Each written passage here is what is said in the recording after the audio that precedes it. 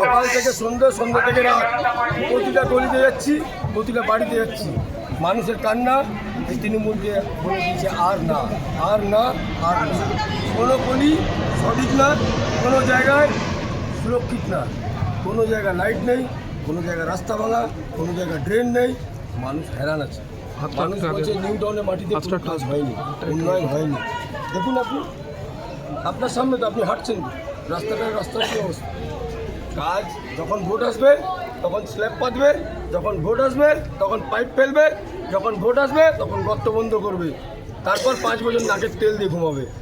মানুষ আর বোকা থাকেনি, মানুষ আর বোকা থাকবে না। উন্নয়নের জন্যে মোদিজির হাত শক্ত করতে জনগণ তৈরি আছে। আগামী দিন নিউ টাউনে পদ্ম ফুটছে, এইটুকু আমি বিশ্বাস করছি।